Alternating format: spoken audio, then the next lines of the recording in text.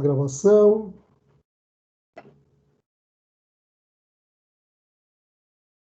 Isso, está gravando lá. Legal. Então, a primeira coisa, muito obrigado pela presença de vocês. Não só hoje, como o semestre todo, já que a nossa é a última aula hoje, ok?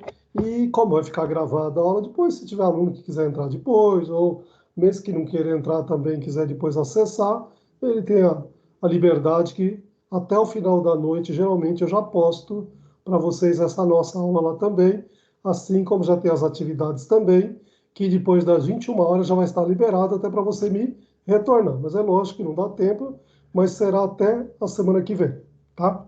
Agora tenta também, né, fazer ela até a semana que vem, mas é conceitual, é tranquilo, é prático. Por quê? Porque o dia da entrega dessa unidade 8, que é a nossa última unidade, a atividade vai se dar no dia 10, que é exatamente o dia da P2 de vocês, lembram disso? Então a avaliação P2 irá acontecer no dia 10, e vocês viram que eu já deixei, inclusive, ela estruturada lá, e tem as instruções. Alguém leu as instruções?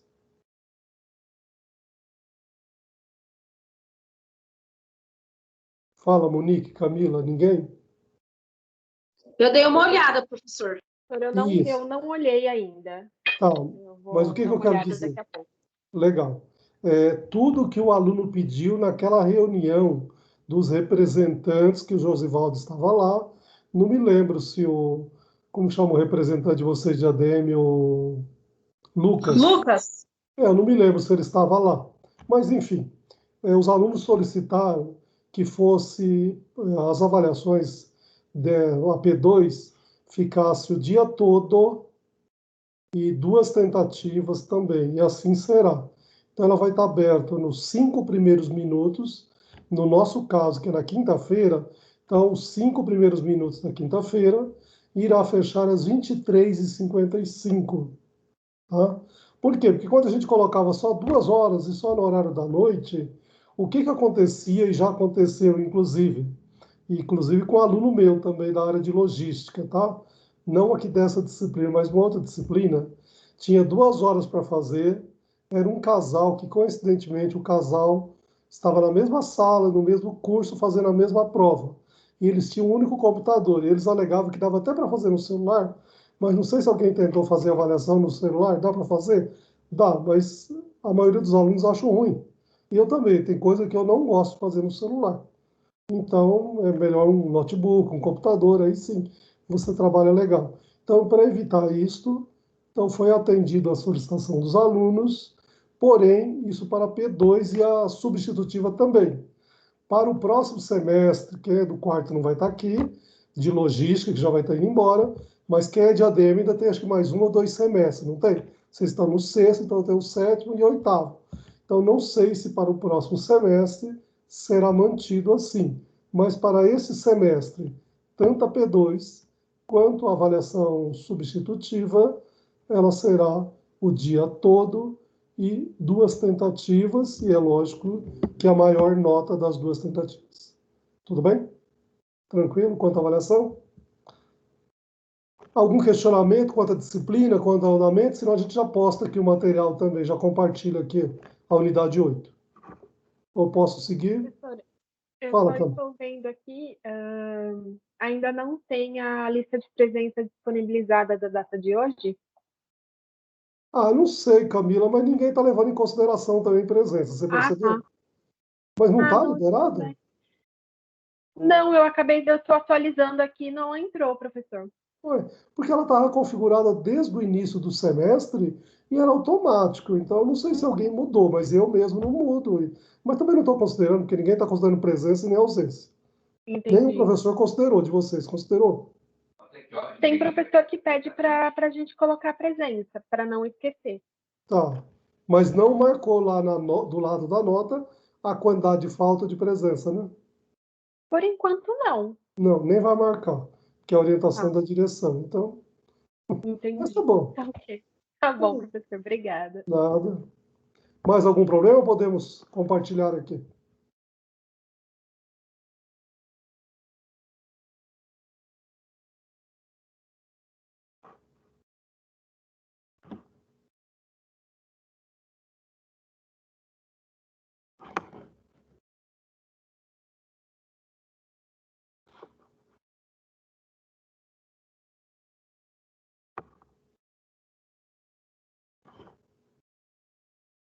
Um minuto que está desconfigurado, vocês estão vendo, né? Mas vamos melhorar. Habilitar. Vamos aumentar o tamanho. Isso. Todo mundo está visualizando? Unidade 8?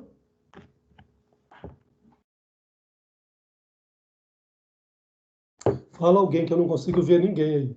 Estão, né? Visualizando? Sim. Sim? Legal. Bom, pessoal, hoje a gente vai trabalhar a nossa oitava e última unidade. A gente vai estar falando sobre redução de gargalos dentro da nossa área, que é a área de produção, ok? E não sei se vocês se lembram que eu sempre digo que uma unidade tem como pré-requisito o anterior. Vocês viram que saiu, eu fiz inclusive na unidade 7 até uma pergunta já sobre o gargalo também. E até de propósito, sabia que na oitava e última unidade a gente teria sobre um conteúdo sobre gargalo também. Vocês lembram que eu tenho até uma garrafa aqui que eu uso muito como exemplo, acho que vocês estão me vendo aí, né? Exatamente esta figura do gargalo, né? Que você tem uma garrafa que ele tem um conteúdo razoável, onde tem a água. Mas o limitador é exatamente o gargalo aqui na ponta, que é a quantidade que sai. E é isso que a gente vai tentar entender hoje aqui dentro da nossa área de produção. Tudo bem? Ou seja, sempre que você resolve um gargalo, você vai encontrar um outro gargalo e aí você deverá estar sempre buscando onde é a região do gargalo para poder melhorar e ganhar em termos de produtividade e eficiência. Volto novamente ao conceito nosso de administração. Vocês lembram disso que eu sempre falo em quase todas as aulas? Planejar, organizar, controlar, dirigir de forma ótima. O que é esse ótimo? Maximizando o lucro ou minimizando os custos. Então, no gargalo aqui, nós queremos reduzir os nossos custos, querendo reduzir os nossos tempos e ganhar em termos de produtividade, que nós já aprendemos a calcular aí, né? Mesmo que as meninas falem que tiveram dificuldade de matemática, mas vocês lembram o cálculo de produtividade, que nós fizemos 2, 3 exercícios, eu dei como atividade 2, eu fiz um completinho, em vermelho para vocês, acho que ficou bem claro lá. Acho que nós aprendemos bastante coisa aqui nessa disciplina, estou achando, hein? Legal, espero que seja útil na vida prática de vocês aí fora também, na área de produção, qualquer que seja outra área aí de prestação de serviço também, assim por diante. Tá bom? Legal, então vamos lá. Bom, eu sempre, quando eu começo a colocar, eu sempre coloco no início aqui o conteúdo. Na verdade, esta unidade 8, ela tem apenas dois conteúdos simples, que é a teoria das restrições. Quando a gente fala de gargalo, a gente começa com teoria das restrições, que vem um conceito lá de fora, mas adaptado à nossa realidade aqui no Brasil. E o segundo é a produção enxuta também, que até pela produção Lear aqui a gente sabe que está numa outra língua aqui, que ela veio lá de fora, mas o Brasil utiliza também com bastante propriedade. Os nossos amigos orientais, né, os japoneses, eles trabalham muito bem, e dentro de produção enxuta, você pode incluir o toyotismo, produção Kanban, just in time, o famoso ciclo de controle de qualidade, CCQ do Kaori Ishikawa. Vocês lembram que com certeza o professor Luiz Antônio trabalhou com vocês em gestão da qualidade, e ele fala muito do Kaori Ishikawa, do vice-presidente da Toyota, Toichi Ono também. A gente vai abordar alguma coisa aqui também. E nada mais é do que essa produção limpa, produção enxuta, limpa, né? E o conceito, eu sempre digo, os nossos amigos orientais, eles dizem o seguinte, que o objetivo dessa produção enxuta era reduzir ou eliminar os estoques.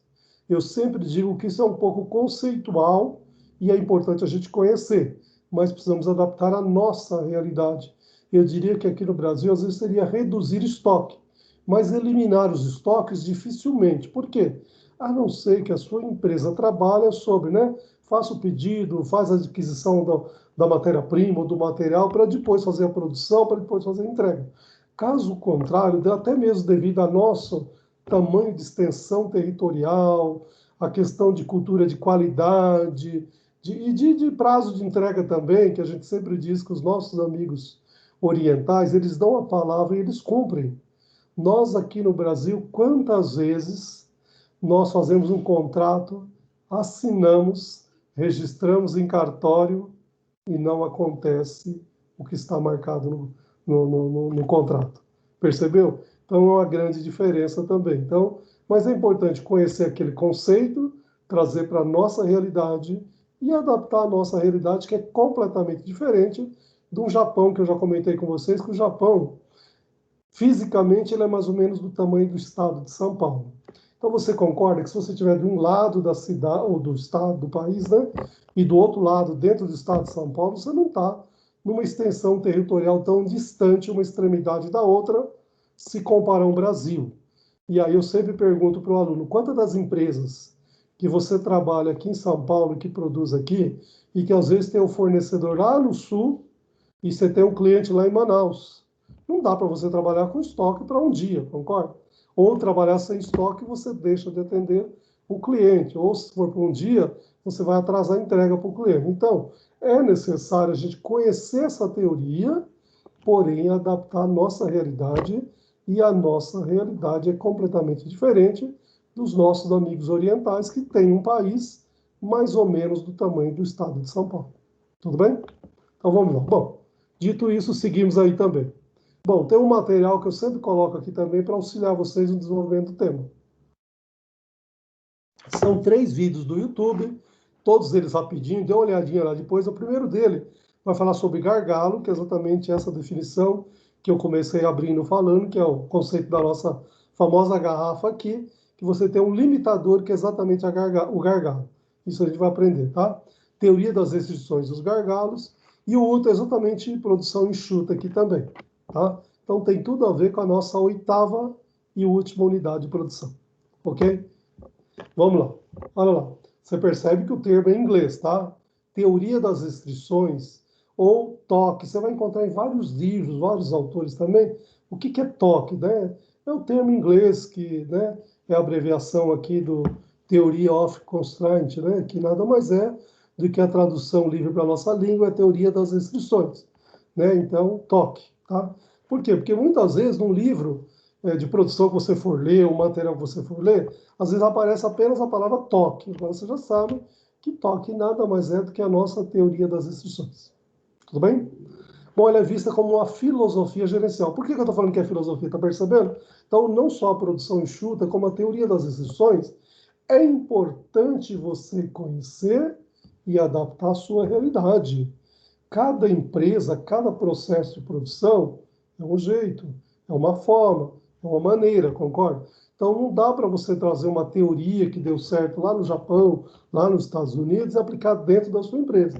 Então esta filosofia gerencial é importante que você conheça e faça uma adaptação à sua realidade, à sua necessidade da sua empresa. Ok? Bom, essa filosofia ela é fundamentada na lógica de que qualquer sistema deve ser gerenciado em função do papel exercido pelas restrições que ela apresenta. E essa teoria ela foi criada em 1970 por um autor chamado Goldratt. Tá? Goldratt, ele é doutor em física, mas vão perceber que qualquer que seja a área aí, aliás, a gente tem alguns professores, inclusive o professor, como chama o nosso amigo aí, que dá matemática, e acho que dá aula para vocês, ou já deu também, professor... matemática financeira, com o que vocês tiveram? Ele, inclusive, é professor de matemática, mas é um ótimo professor na área de finanças também. Então, você vai falar, mas alguém de física vai dar palpite lá na área de produção? Lógico, todas as áreas aqui interligadas, elas podem ajudar e contribuir muito aí também. Ok? Esqueci o nome do professor, mas ele é doutor em física, inclusive é amigo da professora Simone. A professora Simone também, uma ótima professora, doutora em matemática, e, na verdade, as disciplinas que ela trabalha, às vezes não é nem matemática, são outras disciplinas, mas são afins, e ela contribui muito com o conhecimento dela. Legal? E assim, esse Goldratt aqui também, doutor em física, contribuiu com essa filosofia aqui da teoria das restrições. Ok?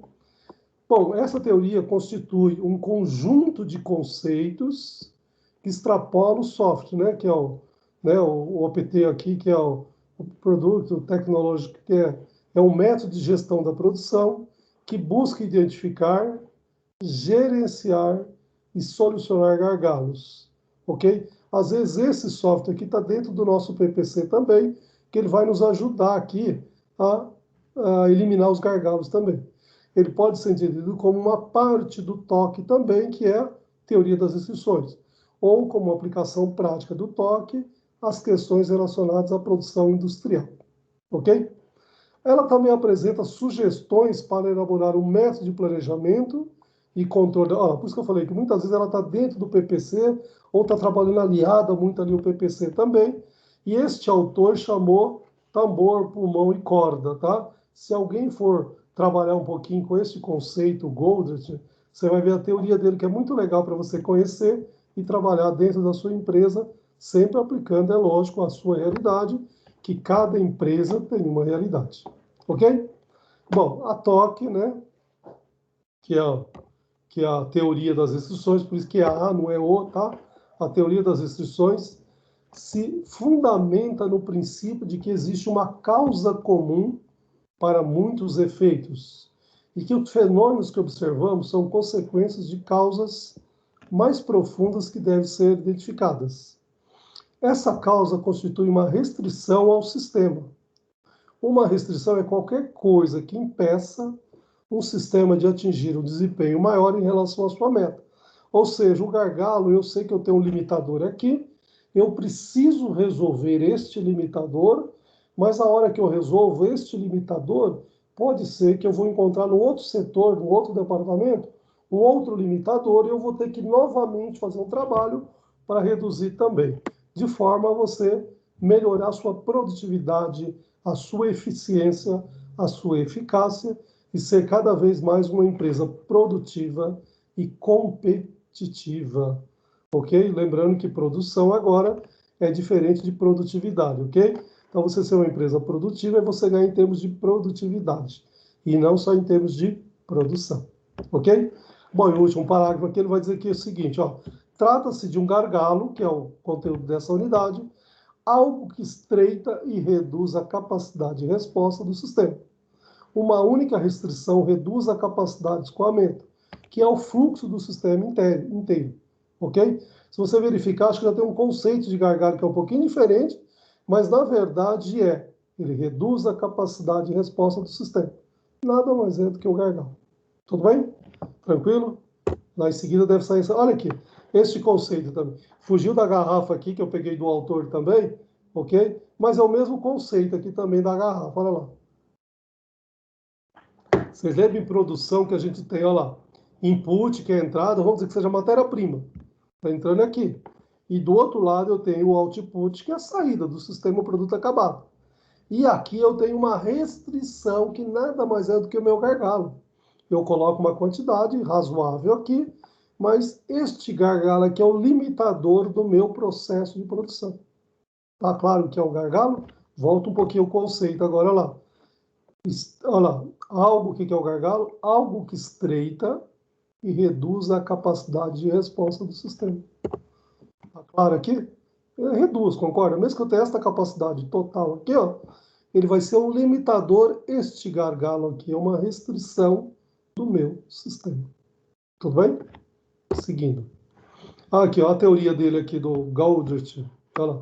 O processo de melhoria contínua de restrições físicas composta por 5 passos. Ele não é uma filosofia? Então vamos tentar entender como você pode implantar. Uma filosofia não é uma teoria que você aplique, ponto final. Uma filosofia é um conceito que você deve aplicar adaptado à sua realidade. E é lógico que este autor não é brasileiro, ele criou lá fora, com as empresas com as características lá fora, e que todas as outras empresas do mundo inteiro utilizam esse conceito também. Se você pegar a maioria dos livros dos autores de produção, eles vão comentar sobre essa teoria aqui.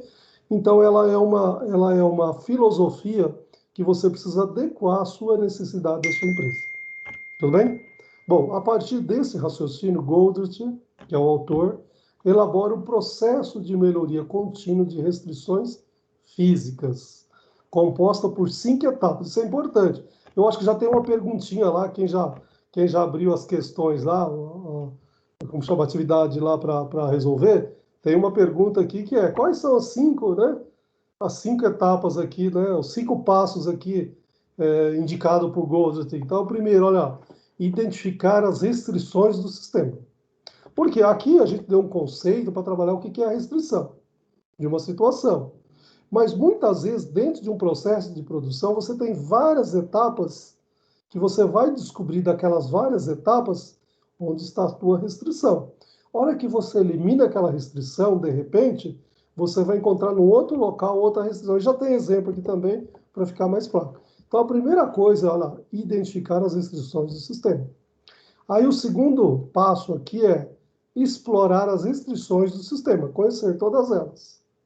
Terceiro, subordinar tudo à decisão anterior. Percebeu? Se você explorar, resolver aqui, tem que voltar para lá. Elevar as restrições do sistema. E aí eliminar a inércia. O que é inércia? Aquilo que não vai nem volta, fica parado.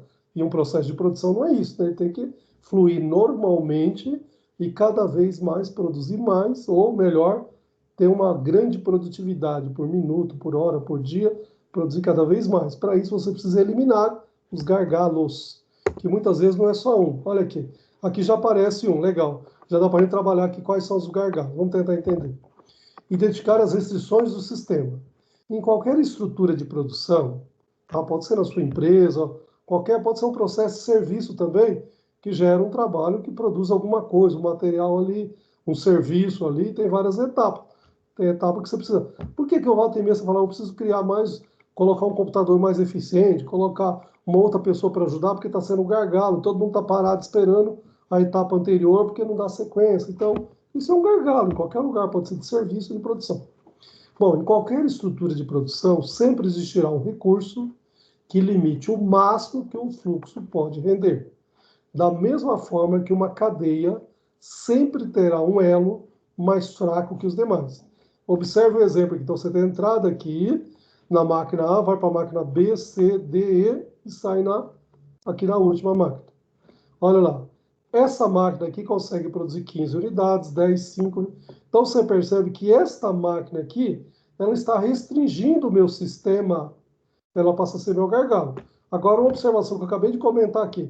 Se você resolver, bom, então eu vou colocar, sei lá, vou comprar uma máquina mais eficiente aqui, vou colocar mais um operador, sei lá, vou fazer alguma coisa aqui para melhorar. Legal, levei ela para 15, parabéns. Você percebeu que aí meu gargalo passa a ser aqui no B?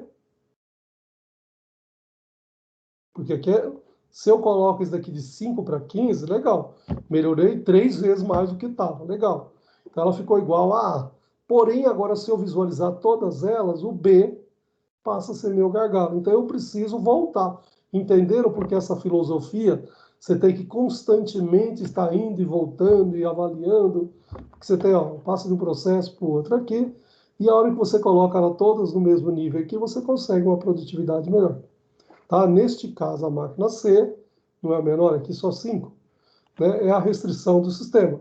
Ela estabelece a velocidade de produção que será obtida no final. Ou seja, adiantou produzir 15 aqui, né? Tá vendo?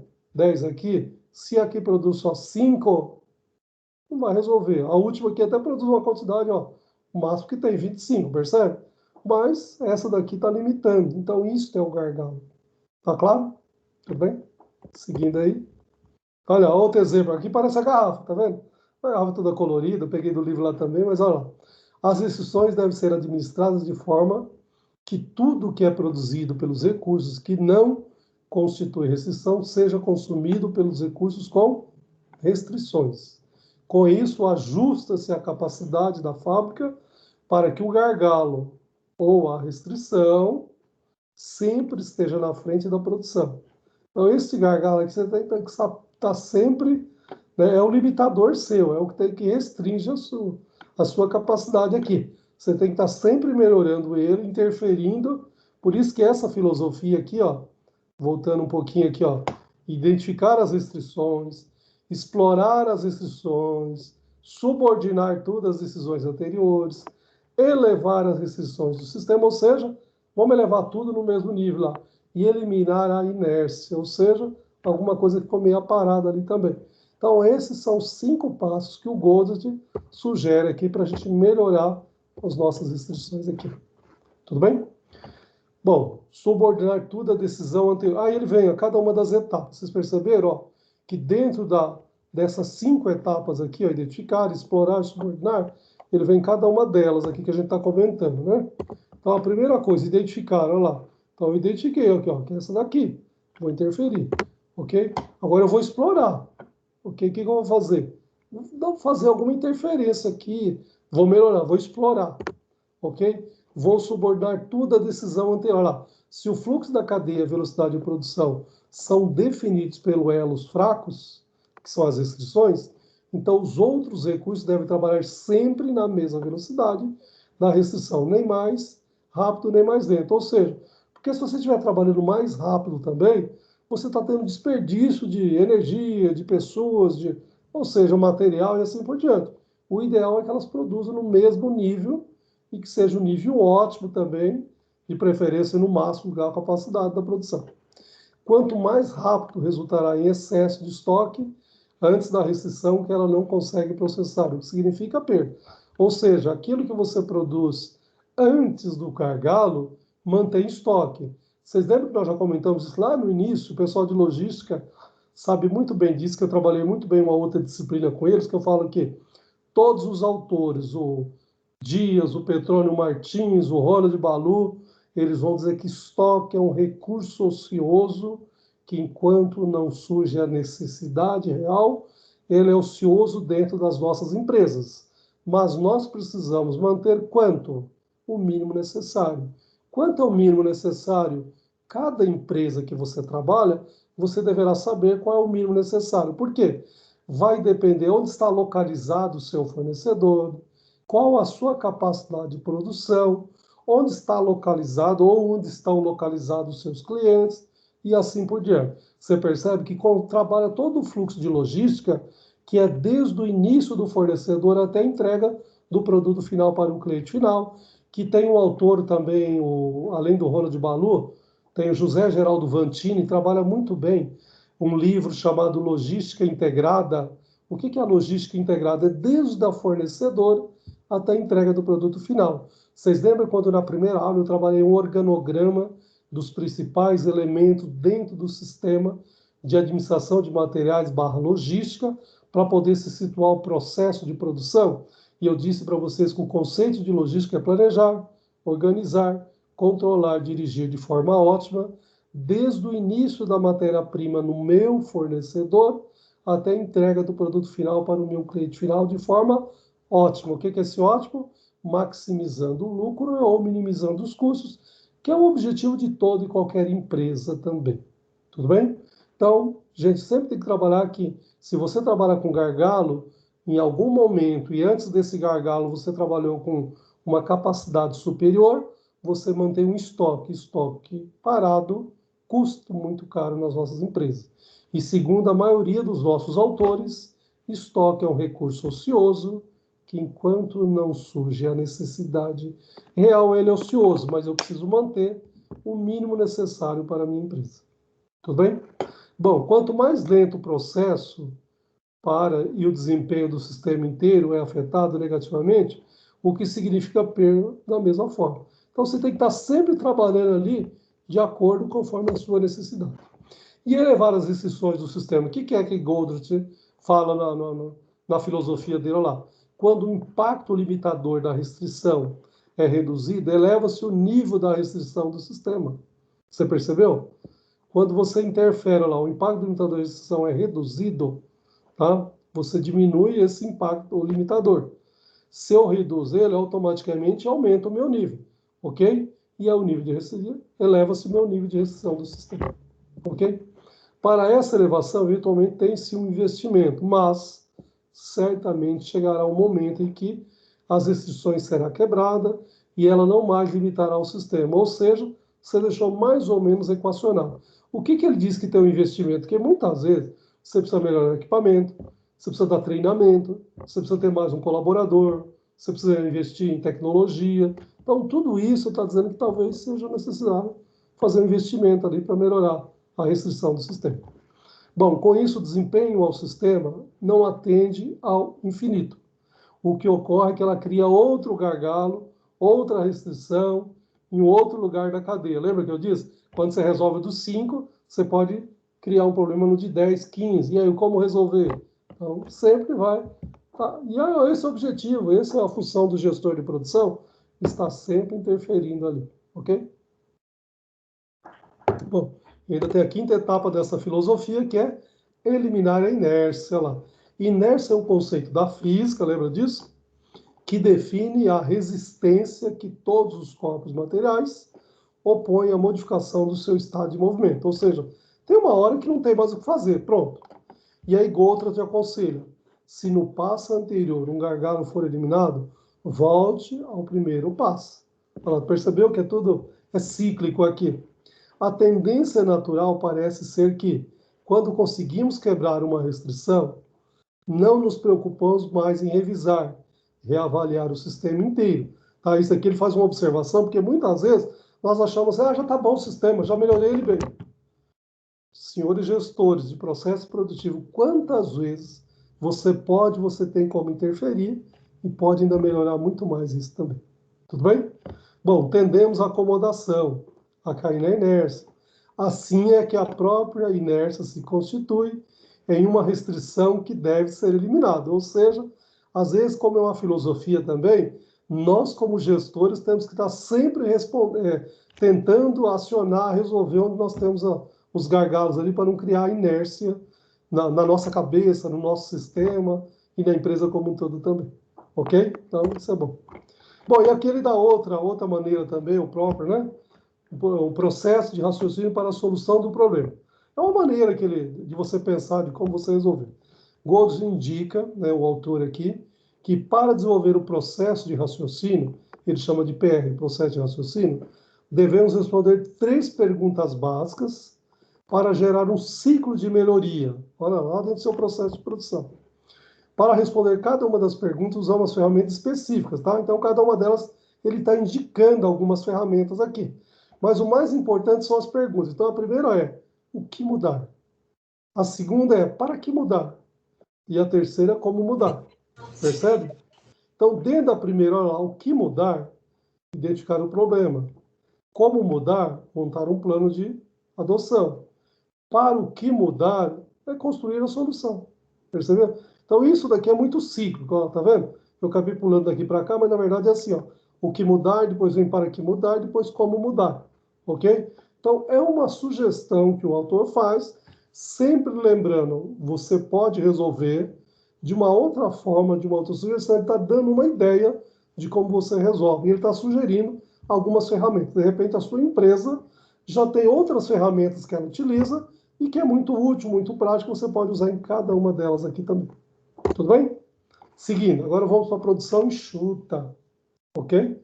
Olha lá, você falei também. É lá de fora, por isso que vai ler, né? Produção enxuta. A tradução ao pé da letra, mas nada mais é do que enxuta. Ok? Vocês sabem que, inclusive, hoje, já no 2º grau, quem faz o ensino COC, alguém sabe de alguém que faz? Colégio Oswaldo Cruz. É uma rede de ensino muito boa, meus filhos fizeram, inclusive, mas já 15 anos atrás, aí, bem. Hoje ela tem ainda, é bastante grande aí. E ele já tem no 2º ano na 2ª série do 2º grau, é isso? Sei lá, ensino básico e fundamental, não é isso? Quando você está lá com 16 anos, um ano antes de você fazer o vestibular, ele já tem uma disciplina chamada também Toyotismo. Olha o nome que eles dão, Toyotismo. Por quê? Porque ela foi criada pelo vice-presidente da Toyota, tá? Então, o Toyotismo é você conseguir entender o que é uma produção enxuta, o que é Kanban, o que é just-in-time, o que é ciclo de controle de qualidade. Você percebe que hoje as próprias faculdades, toda e qualquer área, elas já estão cobrando esses conceitos, mesmo, mas eu não sei nem que curso eu vou fazer, se é engenharia, se é administração, se é logística, meu amigo, é um conceito básico, global. Dentro da globalização, todo mundo já está trabalhando com esse conceito. Aliás, desde aqui no Brasil, depois de 1980, depois de 2000, que essas escolas começaram a trabalhar esse conceito também, e estamos aí chegando aqui na faculdade também para poder entender um pouquinho melhor, tá? Bom, a manufatura enxuta foi desenvolvida pelo executivo da Toyota. Na verdade, ele era o vice-presidente da Toyota, chamado Toichi Ono, ok? Durante o período da reconstrução do Japão após a Segunda Guerra Mundial, ok? Se você perguntar para os seus avós aí quando foi a Segunda Guerra Mundial, 46, 48, nem me lembro mais, mas próximo de 1950, e a gente sabe que o Japão, né, estava bastante quebrado nesta época, e eles não tinham alternativa, a não ser se reerguer, né, depois da derrota para os Estados Unidos, eles tinham que se reerguer e não tinha muito o que fazer. E você sabe que eles arregaçaram a manga e foram a campo e fizeram a lição de casa muito bem. E hoje eles são uma superpotência também, aí bem competitivo no mundo globalizado. Ok? Então, foi criado pelo vice-presidente da Toyota. E é justamente essa ferramenta que eu já comentei na primeira aula, que é Kanban, Just-in-Time, CCQ, uma tradução ao pé da letra. O que é Kanban? Cartão. Para que serve? Para identificar e visualizar de uma maneira bastante simples. Quando começou a ser feito logo após a Segunda Guerra Mundial, estava iniciando os computadores, vocês concordam? Depois de 1950, 60 lá fora. E aqui no Brasil, eu diria que depois de 1980. Então, o que os japoneses, os orientais faziam? Eles faziam placa de identificação com cores, e as cores mais simples. Você sabe que o vermelho é crítico, o amarelo é mais ou menos e o verde é tranquilo. Então, você tem um estoque que tem, né, que está tranquilo, você põe verde. Você tem um estoque que está mais ou menos, você põe amarelo. Um que está crítico, você vai colocar vermelho. Na cabeça de todo mundo, no mundo inteiro, concorda? Essas três cores você já relaciona. Hoje você pode fazer esse mesmo conceito, essa mesma filosofia, lá no seu computador, usando essas cores também? Pode. Isso é muito útil, as empresas utilizam também. Tá? Mas qual era o objetivo e a filosofia? Reduzir ou eliminar os estoques desnecessários. Tudo bem? Lá no Japão. Veio para o Brasil depois de 1980. Quando eu entrei na faculdade, esses conceitos estavam vindo para o Brasil aqui. Nós trabalhamos muito na faculdade, com os livros, os autores também. Muito legal, mas se você perguntar qual a empresa que estava trabalhando nesse estoque, tentando reduzir, eram poucas ainda, porque a gente estava saindo do processo de produção que é a produção em série. O que é a produção em série? Que nós já comentamos em uma das aulas anteriores aí também, que é quanto mais você produz, menor o custo, é verdadeiro. Só que para aquela época tinha uma demanda muito grande de uma variedade muito pequena. Hoje, nos dias atuais, nós temos uma demanda pequena de uma variedade muito grande, né? E aí eu até brinco ainda que eu falo que tem uns livros bastante interessantes, e meu mestrado eu usei, inclusive, a embalagem influenciando o comportamento do consumidor. Eu lia bastante, tinha bastante livro, foi indicado pelos meus professores, e a gente, nos próprios livros, relata, alguns deles dizia o seguinte, que antigamente você perguntava para os seus avós, ele ia não era nem supermercado, ele ia na quitanda, na mercearia, não sei qual era o nome que se dava naquela época, e cabia na palma da mão que eles compravam arroz, farinha, sal, açúcar e ponto final. Era isso que tinha. E sempre tinha um balconista, que era esse o nome dado naquela época, atrás do balcão, é lógico, vendendo a mercadoria. E se não tinha, ele sempre sugeria, não tem essa, mas tem aquela que é melhor. E o que eu sempre pergunto hoje nos dias é melhor para quem está comprando ou para quem está vendendo? Né? E aí, depois de 1950 lá fora, aqui no Brasil, depois de 1980, surge o ponto de varejo de autoatendimento, que é os nossos, né? O ponto de varejo, que é o Walmart, o Carrefour, o Esso, o mercado que a gente usa, ou mesmo o mercado na esquina de casa também é um ponto de varejo. Por quê? Porque a definição de varejo vem de uma palavra francesa que quer dizer dividir em pequenas unidades para atender a minha necessidade individual ou familiar. Ok? E que eu acho que no ponto de varejo, com a configuração atual de autoatendimento, eu acho que é muito mais democrático, eu vou lá e escolho o que eu quero, e não o que alguém quer me vender, concorda? Mas antigamente, se você perguntar para os seus avós, eles vão dizer que era muito comum sempre ter um balconista. Eu me lembro que naquela época, eu até brinco que eu falo assim, que eu ia na farmácia com o meu pai, e alguém dizia assim, não tem esse remédio, mas tem este que é melhor. E vocês se lembram que comprar remédio com receita é coisa de 15, 20 anos. Antigamente não precisava de receita. Sei lá, eu procurava. Aliás, quantas vezes era o farmacêutico que te indicava o remédio, ok? Então não havia necessidade da receita. E era muito comum alguém na farmácia dizer, olha, não tem este remédio, mas tem este que é melhor. Volta a mesma pergunta. É melhor para quem compra ou melhor para quem vende? Vai depender da margem de lucro. E para quem vende, às vezes ele vai te empurrar aquilo que é interessante para ele vender e não para você comprar, concorda? Então, por isso que eu acho que o ponto de varejo de autoatendimento, ele é muito mais democrático e eu vou lá e escolho o que eu quero. Aliás, comentei com vocês que a minha dissertação de mestrado foi sobre embalagem, e exatamente a partir daí que a embalagem passa a ter um diferencial muito grande e Tanto é que tem 3 autores bastante conceituados, quem gosta de marketing, o McCarthy, o Semenic e o próprio Kotler, que é referência, eles vão dizer que a embalagem é o vendedor silencioso. Quantas vezes nós compramos um produto só pela embalagem? Nós não vemos o que tem lá dentro. Mas a embalagem nos cativa, né? E a gente coloca no nosso carrinho e a gente leva para casa, ok?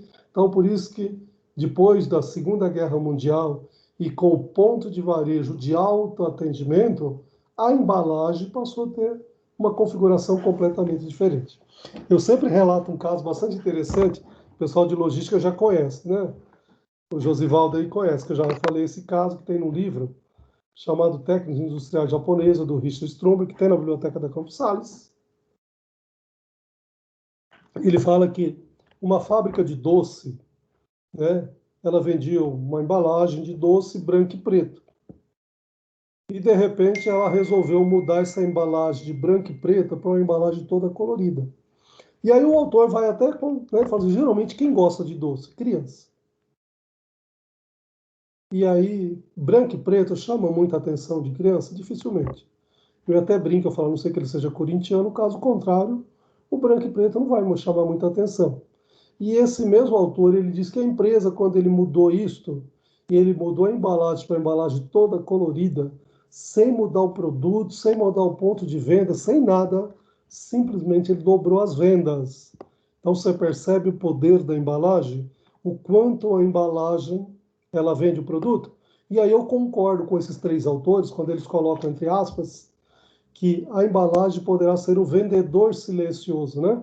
Então não tem ninguém vendendo o produto. Aí, aliás, quantas vezes a embalagem te chama atenção? E aí você leva o produto. E aí, às vezes, você já conhece o produto, tudo bem. Quando você não conhece, você abre, às vezes você fica surpreso. A embalagem era muito bonita, mas o produto não era esperado por mim. Né? E às vezes pode surpreender o contrário também, né?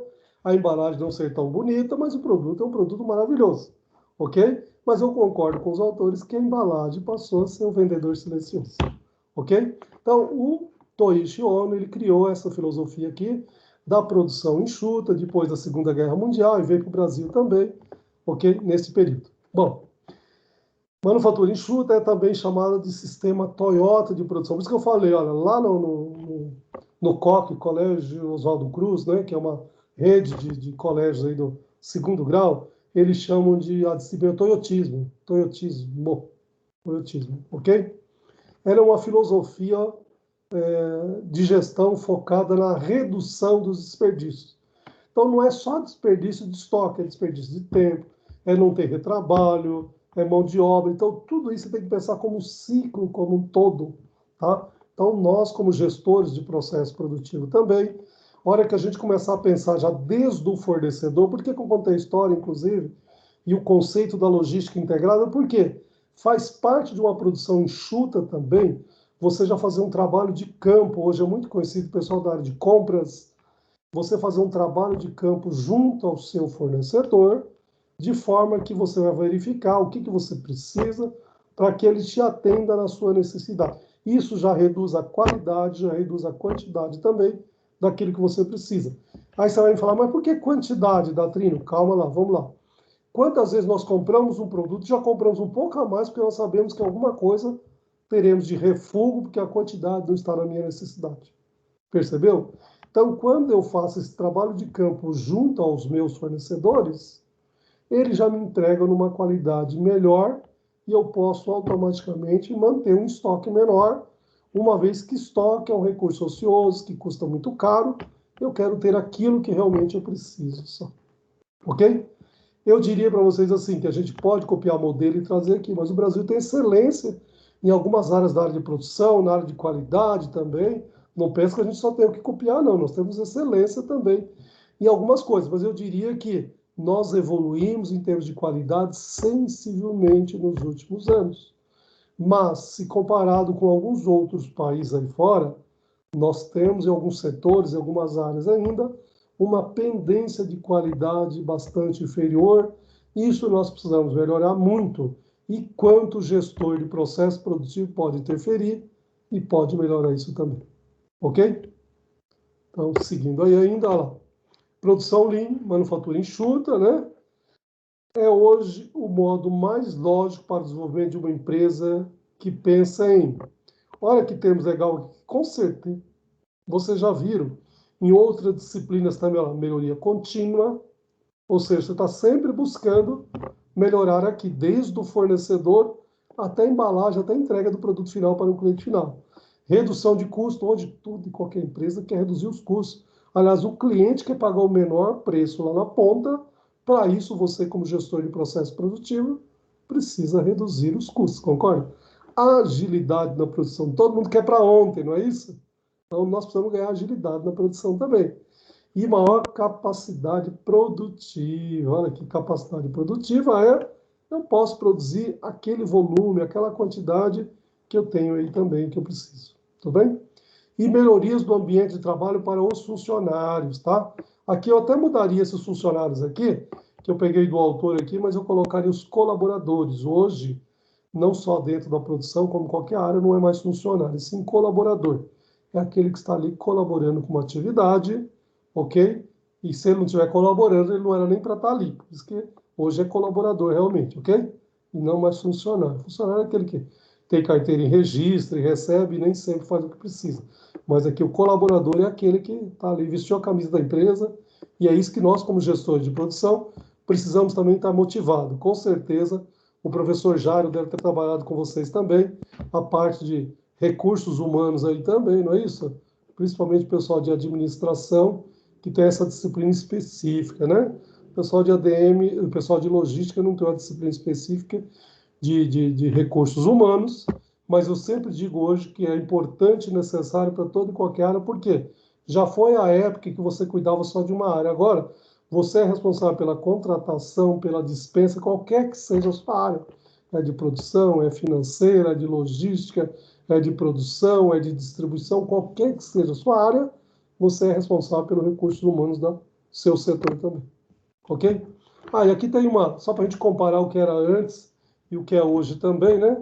A gente tem um comparativo aqui também, que olha, como que era o processo antigamente artesanal, como que era o próximo aqui no Brasil na década de 50, 80, eu cheguei a trabalhar numa empresa em 85, que a gente trabalhava com produção em massa, ou seja, a empresa trabalhava inclusive final de semana, Natal e Ano Novo, feriado, e quanto mais ela produz, menor era o custo. Ela tinha 4 unidades aqui no Brasil e atendia todos os estados do Brasil. Ela produzia fertilizantes. E fertilizantes, não sei se alguém conhece, a base do NPK. Lembra da aula de química da dona Margarida? Nitrogênio, fósforo e potássio. É a base de fertilizantes. E cloreto de potássio nós não temos no Brasil, era 100% importado. Então eu diria que metade da matéria-prima que a empresa precisava, ela era importada. E se tratando de importação, você tem tem que fazer um planejamento com bastante antecedência, fazer o pedido com 1 ano também de antecedência para poder receber na data que você precisa, ok? E aí a gente trabalhou com o processo de produção em massa até 1985. E hoje a gente já está na Lear aqui, ó, que é a produção limpa, tá vendo? Então, como que é? Olha, produção do artesanal, uma peça por vez. É o artesão fazendo conforme a capacidade dele, a produção em massa, olha lá. Em massa e padronizada, tudo igualzinho, meu amigo. É padrão. Produção em massa é isso. Olha lá, Lear hoje, nos dias atuais, produção enxuta. O cliente solicita. Eu vou atender a necessidade do meu cliente. E cada cliente tem uma necessidade diferente. Praticamente tem alguns livros que diz que hoje essa produção enxuta volta um pouquinho o conceito da produção artesanal, que você fazia, o artesão, ele produzia conforme a necessidade do cliente dele. E ele que buscava a matéria-prima onde ele precisava, o que ele tinha no mercado, não, na natureza, né, que é isso que o artesão utilizava, ok? Ele determinava o tempo, ele determinava o prazo, e assim nós fazemos hoje também na produção enxuta. Porém, agora nós temos a tecnologia, nós temos os computadores, nós temos a comunicação, que ajuda muito também. Tudo bem? Bom, volume de produção. Como que era na época do artesanal? Volume baixo, concorda? É o artesão fazendo uma peça por dia, uma peça por mês, por semana, assim por diante. Produção em massa. Foque no volume de produção. Lembra que eu sempre digo, produção em massa você produz cada vez mais a quantidade e a variedade pequena. Então, você tem uma produção muito grande de uma quantidade enorme, de uma variedade pequena. Hoje, olha lá, possibilita alta produção sob demanda. Eu só vou produzir esta quantidade conforme a demanda que tem no mercado, conforme o meu cliente solicita. Percebe que é diferente agora o volume. Quais as ferramentas? Olha lá, como que era o do artesão? Simples e flexível. Bom, é o que ele tem, é o que ele desenvolve, é o que ele se vira. E se ele evoluir, ele vai ser flexível, porque ele vai melhorar, vai evoluir também. O que é a produção em massa? Máquinas caras e pouco flexível. Como é um volume de produção grande, padronizada, não era muito flexível, concorda? Então é mais ou menos isso. Está estipulado para produzir só esse produto. Pronto. Agora na produção enxuta, olha lá, máquinas flexíveis. Quantas das máquinas que vocês trabalham na produção de vocês aí, ou na empresa de vocês, que você troca uma pequena peça e ele produz um outro produto diferente? Isso é facilidade. Você não tem que comprar uma outra máquina, um outro custo, um outro espaço. Percebeu? O mesmo espaço dentro da sua empresa, você troca apenas um ferramental e aí ele já passa a produzir uma outra peça. Então, são máquinas flexíveis. Qualidade. Como que era a qualidade na época do artesão? O que puder ser feito, meu amigo, é isso daí, é o que dá. E às vezes era coisa de qualidade também, não pensa, né? Mas era o que era possível, do jeito que tinha artesão, né? Que ele tinha boa capacidade de produzir uma boa qualidade, assim também eu imagino que tinha os artesãos meio charlatões aí também, que eles produziam de péssima qualidade e passavam para frente, ponto final. Ok? Não estava lá nessa época, mas em massa lá, bom e suficiente. O que é agora a produção enxuta? Melhoria contínua. Eu quero cada vez mais, cada dia, melhorar. Quantas vezes você vê os empresários de excelência eles comentando que eles não param de investir no processo de produção, porque cada vez mais o cliente quer uma qualidade melhor. Então, nós precisamos estar sempre investindo, ok? Bom, cliente e mercado. Como que era na época do artesão? Produto definido por um cliente, meu amigo. O cliente que vai determinar o que ele quer, ponto final. Em massa. Produto padrão para o mercado. Você acha que tinha uma...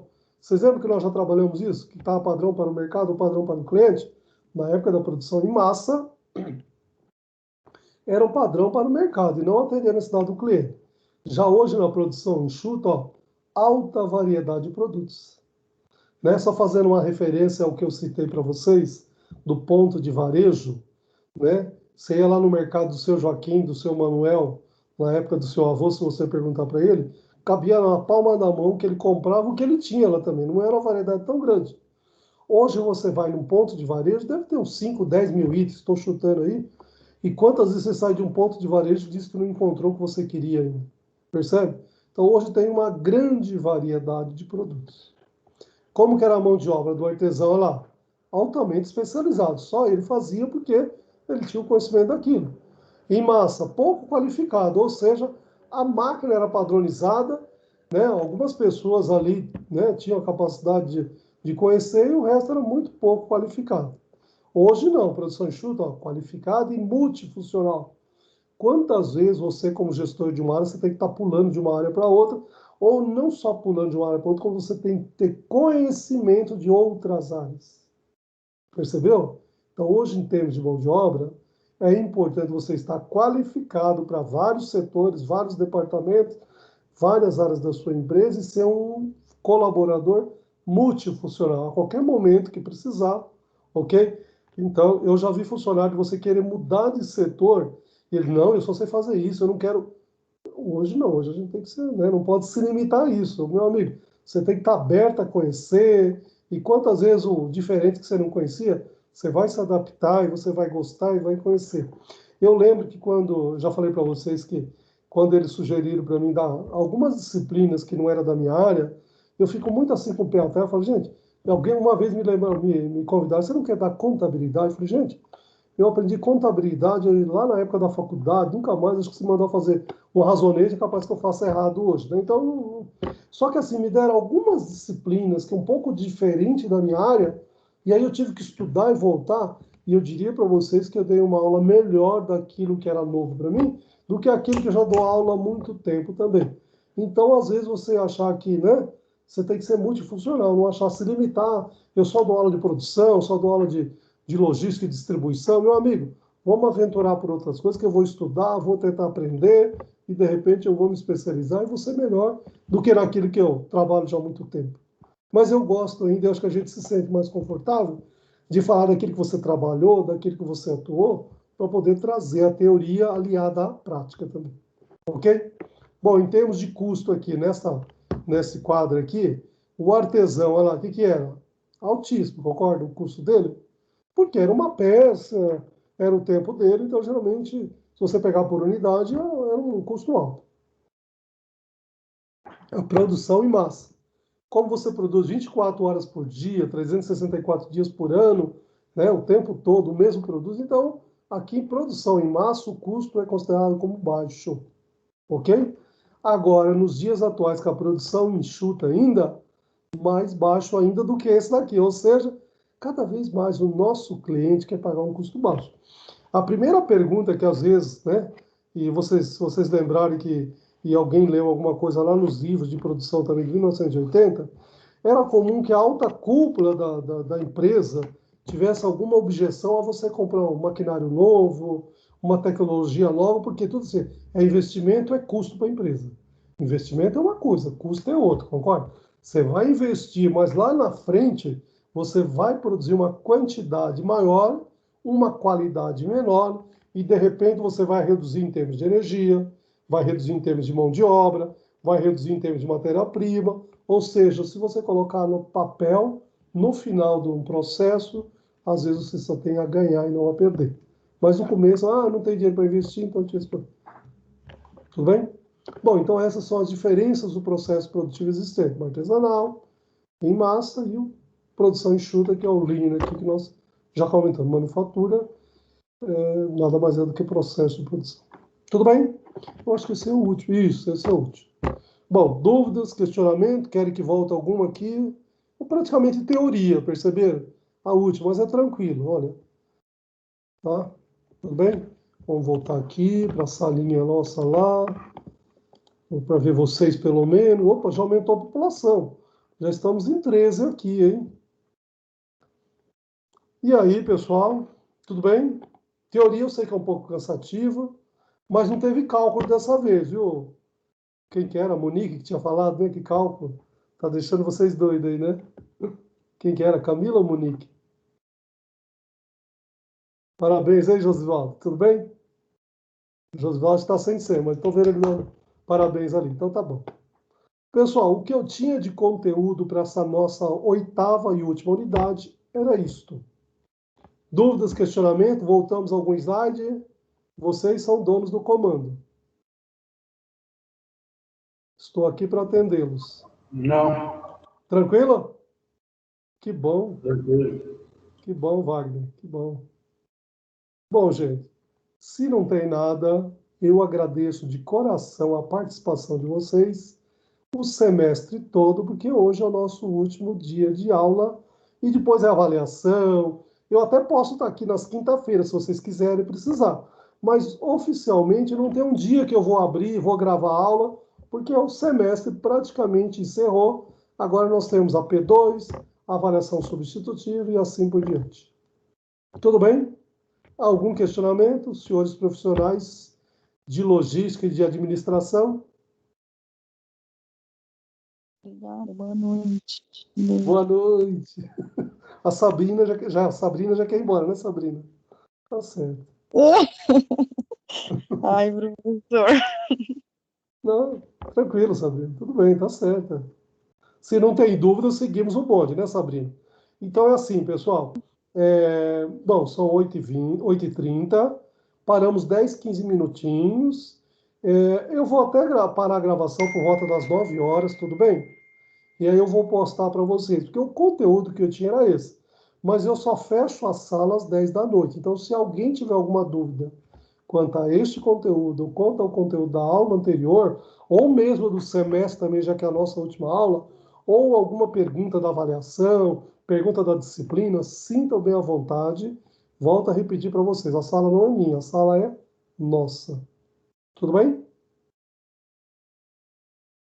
tudo bem. Beleza, professor. Obrigado, Beleza? professor. Tudo Obrigado bem. vocês. Obrigada, viu, pelo semestre, professor. Foi bom, aprendemos Verdade. alguma coisa, não aprendemos? Mara, Foi. Foi. Mas foi um desafio retornar na memória para fazer os cálculos, né? Mas valeu a pena. Valeu. Deu uma clareada aí nas ideias. Ficou bem explicado, professor. Obrigado por Ficou tudo aí, mesmo, viu? professor. Obrigado, Camila, Sabrina. Obrigado, gente. Então eu vou parar 10, 15 minutinhos, mas eu encerro a gravação próxima às 9 horas, mas eu só fecho a sala às 22, tudo bem? Se alguém tiver alguma dúvida, sinta à vontade. Um grande abraço e obrigado pelo semestre, pela oportunidade de conhecer, mesmo que seja aqui remotamente aqui, ok? Obrigado pela presença, tá?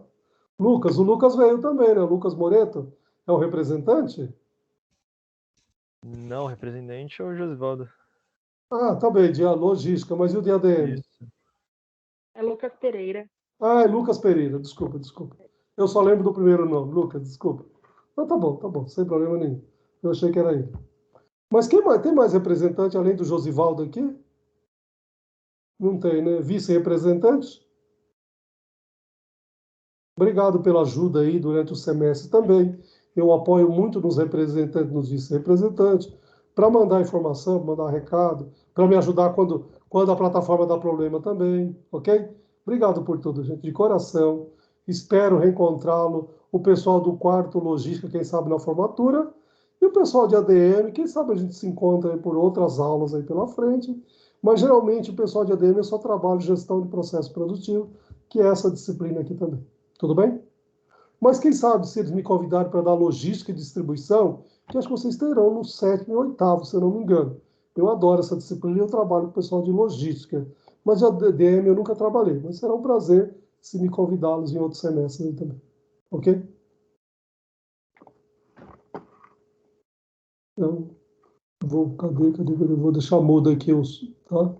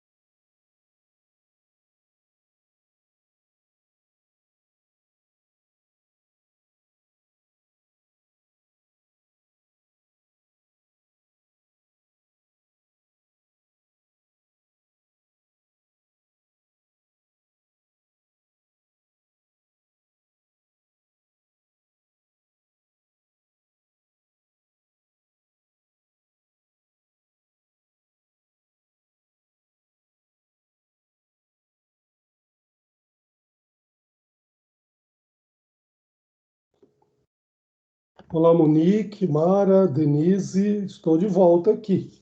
Precisa de alguma coisa? Não, professor, tudo Tranquilo? ok. Eu só fiquei aqui porque não deu tempo de agradecer ao senhor antes da pausa. Obrigado aí pelo semestre. Se cuida, boa sorte aí daqui para frente. Tomara que a gente tenha a oportunidade de se encontrar aí até o 8º semestre. Com certeza. Obrigado você pela presença, pela participação. Muito obrigado. Gostei, adorei essa turma. A logística eu já conhecia, a DM não, mas foi um prazer conhecer, trabalhar com vocês. Boa noite, Quem sabe professor. ter a oportunidade. Boa noite. Obrigado. Obrigado. Obrigada, viu, professor? Obrigada mesmo. Obrigado. Um abraço para vocês. Se Um cuidem. abraço. Boa noite, professor. Obrigado, Denise. Obrigado. Professor? Oi, oi. Professor? Oi. Quem está falando? A Mara? Tem dois piscando, Mara e Denise. Fala. Acho que a Mara. Denise saiu. Fala, Mara. Oi. Ficou só você. Eu só queria falar para o senhor, é a Mara, isso, é que a minha nota da MUD. O que tem? Ah, Mara, saiu.